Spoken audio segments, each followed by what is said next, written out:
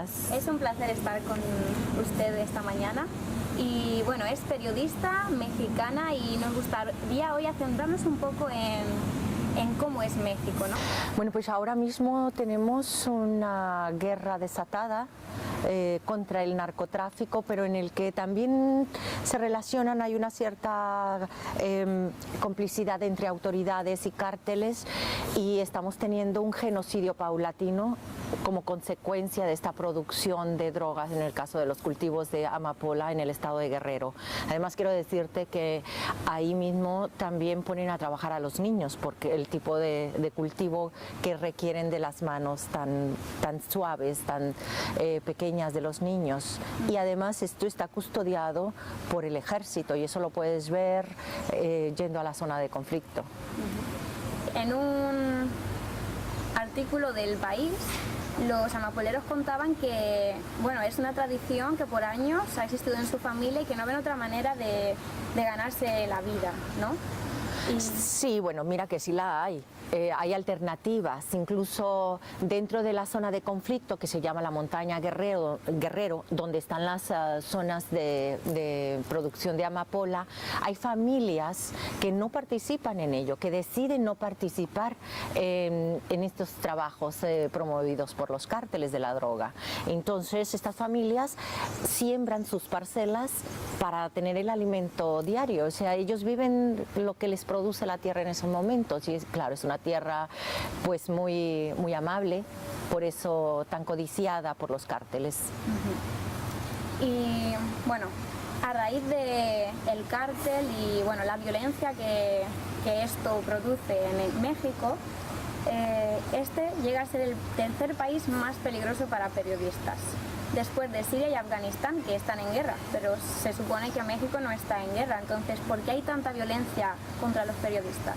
Bueno, hay que recordar que en 2007 se firma, sí, un pacto entre Estados Unidos y México, lo firmó Felipe Calderón, el expresidente, en 2007, sobre el combate al narcotráfico. Entonces, ahí sí se declaró una guerra contra el narcotráfico. ¿Por qué no ha sido exitosa esta guerra? Porque las autoridades, las mismas policías encargadas de combatir al narcotráfico, son las que participan en complicidad con ellos. Hay una guerra entre cárteles y el Estado mexicano participa de manera como cómplice con alguno de los cárteles. Es decir, el cártel de Sinaloa ha sido siempre el cártel privilegiado del gobierno contra, por ejemplo, los Zetas. Al pelearse el cártel de Juárez, los cárteles de Guerrero, al enfrentarse estos cárteles, bueno, son muy sanguinarios ya para arrojar el número de muertos, son muy sanguinarios para las ejecuciones. Entonces tenemos, por ejemplo, que en 2011, cuando estaba en su máximo apogeo la guerra, llegaron a estar 77 decapitados en una sola ciudad, Ciudad Juárez, que llegó la ONU a declararla la ciudad más peligrosa del mundo. Y me llama la atención que, bueno, ocurre tanta violencia en México y, por ejemplo, este año se ha hablado mucho más en los medios de Venezuela, cuando en mayo hubieron 7 periodistas asesinados en México y solo 1 en Venezuela. ¿Por qué los medios no dan eco de esta situación mexicana? Por miedo, por complicidad, por dinero. Ellos están también, los medios tradicionales, los medios corporativos, pues están trabajando dentro del sistema, y el sistema es el que los mantiene.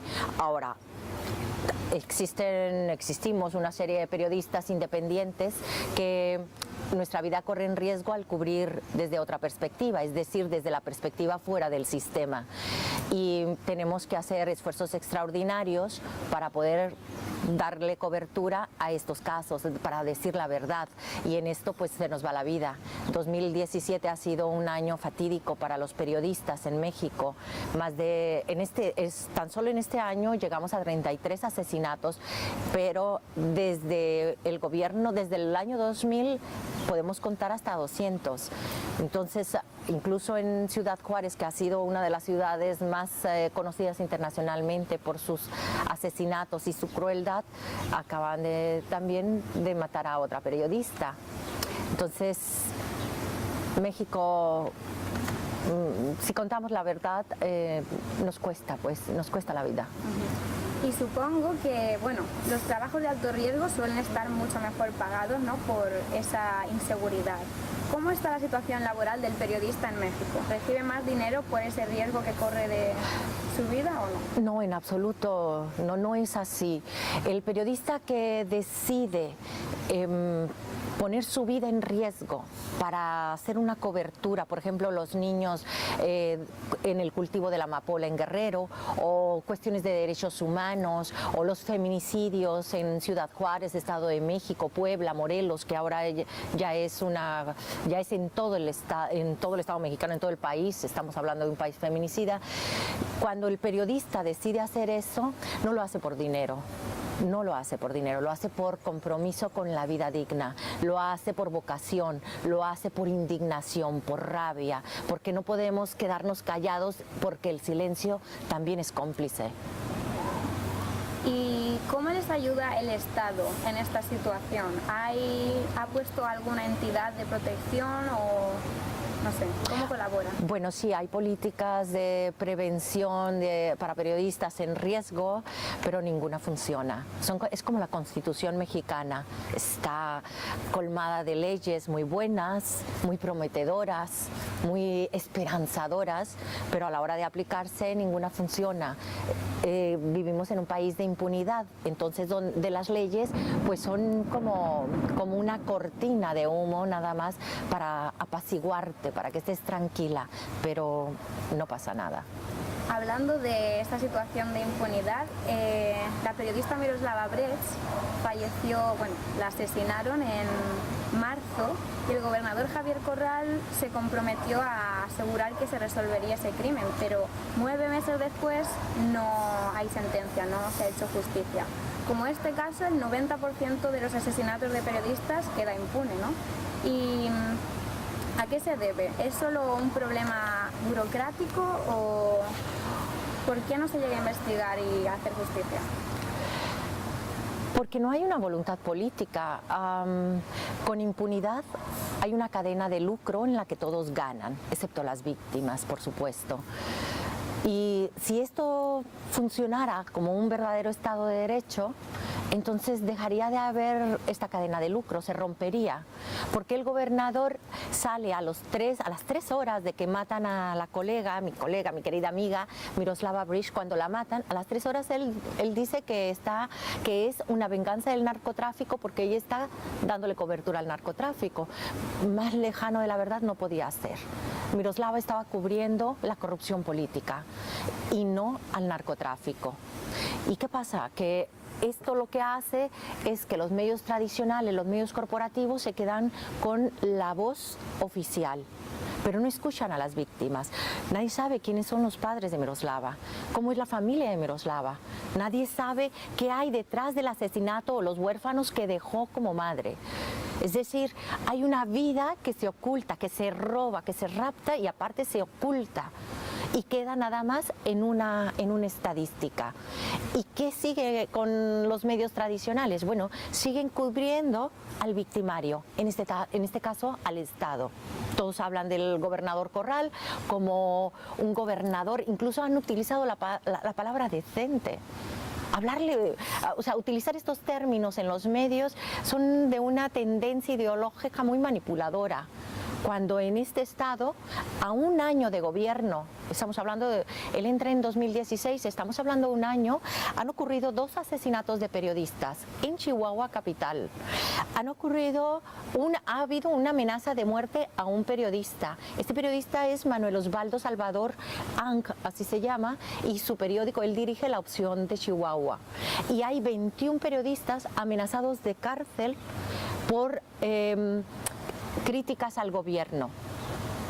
Con cuestiones, les está aplicando terror fiscal para poder tenerlos controlados. Este es el contexto de Chihuahua en un año de gobierno y estamos hablando de solo Chihuahua, pero falta Morelos, Guerrero, Campeche, Chiapas, Estado de México, Puebla, Baja California, donde también en el norte se matan periodistas.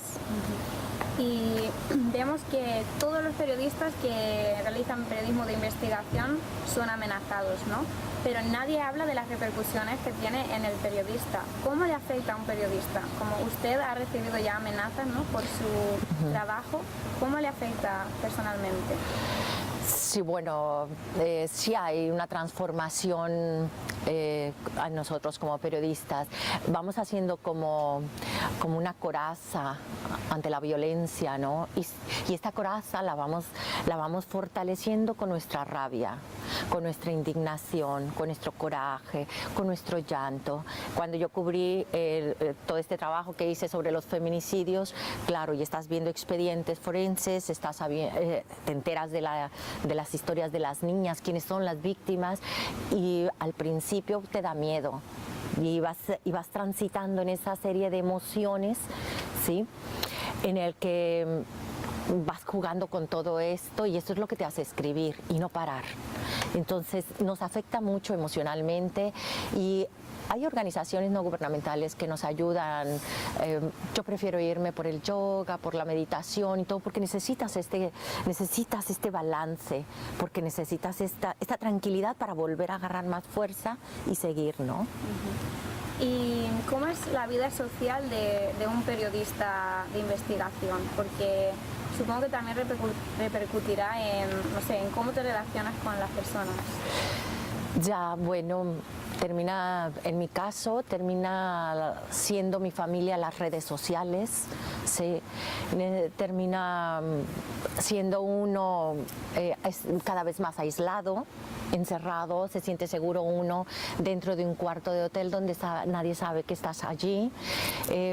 Termina uno por sentir la emoción, las emociones, el amor, el llanto, todo este conjunto de cosas que va sintiendo uno en la soledad, en la escritura, en la fotografía que estás levantando, en la marcha que vas gritando con toda tu furia por el coraje que tienen los asesinatos, ¿no?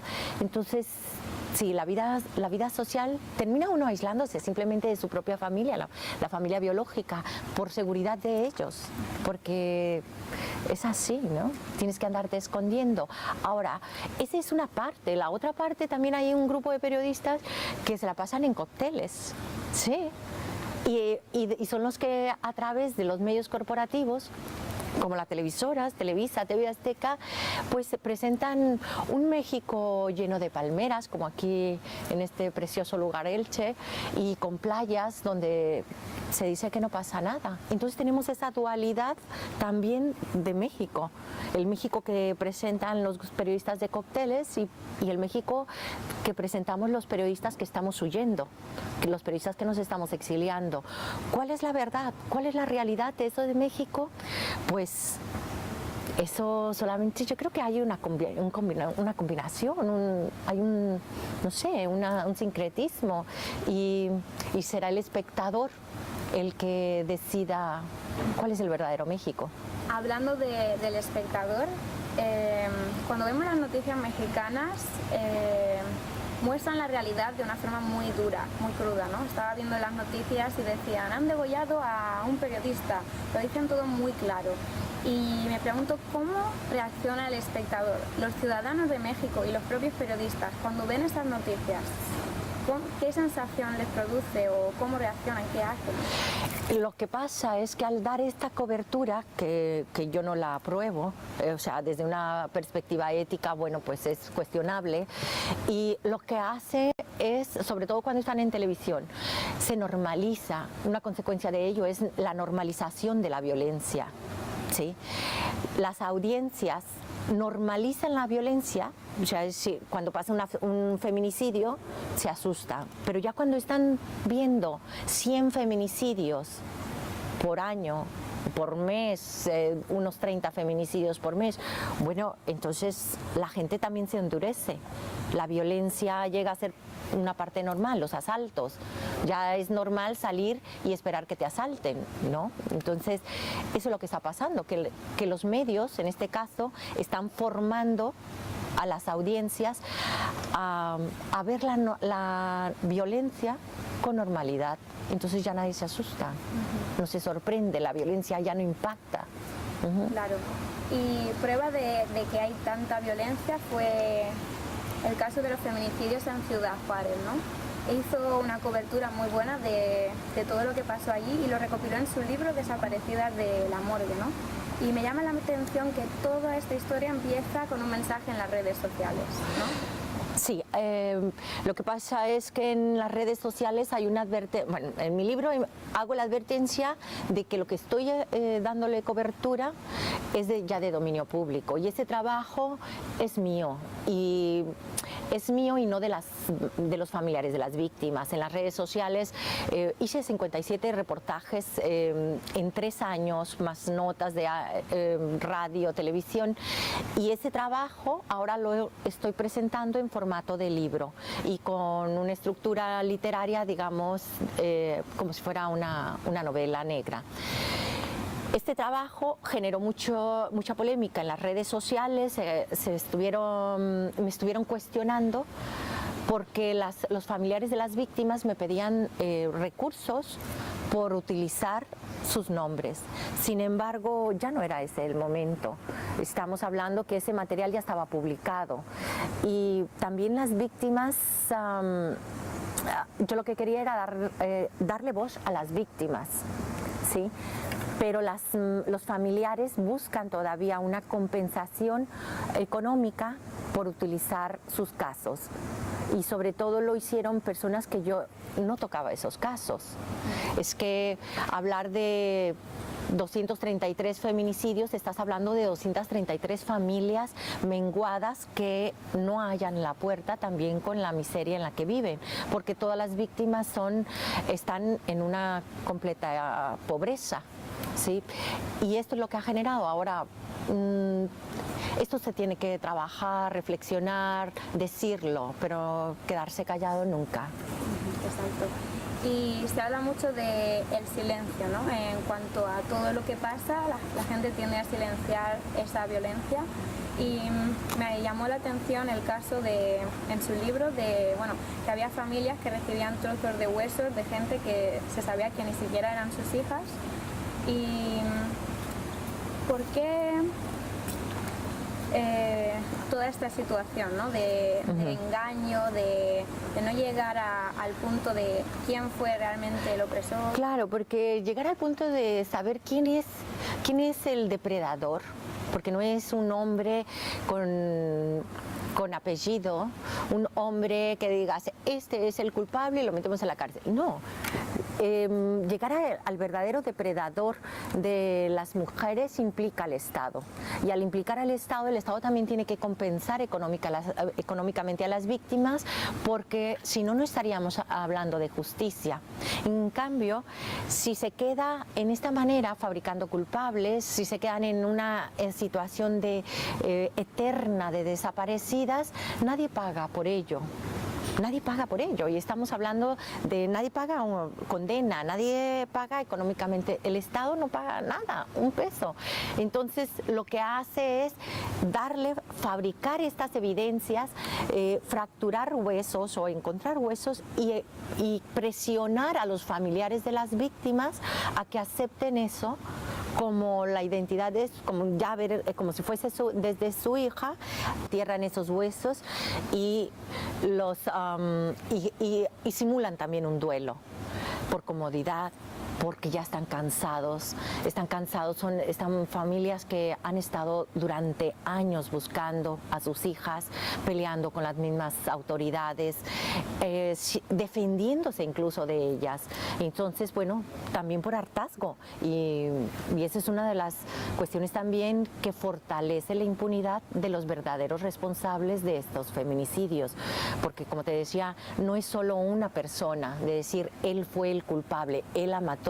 No, o fue el novio, o fue el marido, no, es el mismo sistema, las autoridades vinculadas con los cárteles, porque hay un lucro tremendo en esto. Estamos hablando de explotación sexual y estamos hablando también de tráfico de órganos, que una niña, un riñón en el mercado negro, una niña se lo pueden sacar y estamos hablando de $200.000 en el mercado negro de Ciudad Juárez nada más.